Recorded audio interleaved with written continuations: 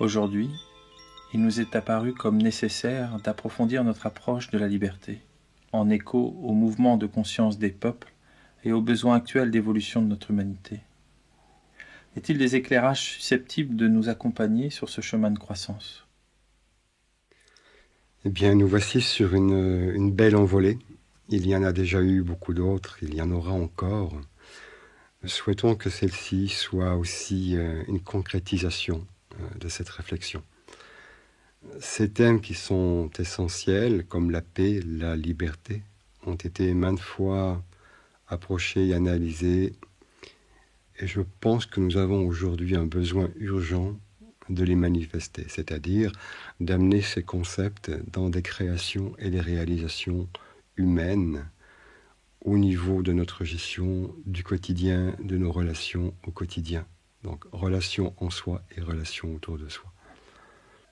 La liberté est un don de vie.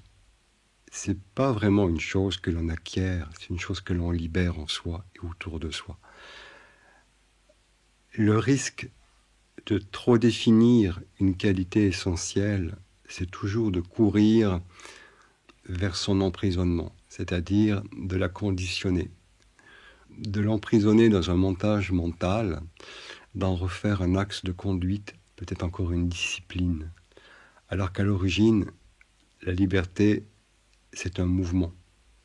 Et comme c'est un don attribué à tout être vivant, il est beaucoup plus important de le dégager, de le reconquérir s'il le faut, et de le redécouvrir.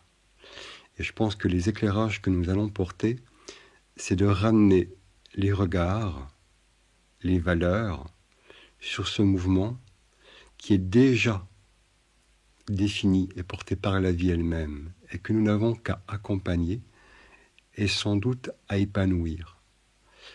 À travers ces différentes questions, nous allons faire le tour de ce mouvement et de voir comment, justement, en tant qu'humain aujourd'hui, on peut l'accompagner avec justesse et, si possible, jusqu'à son épanouissement.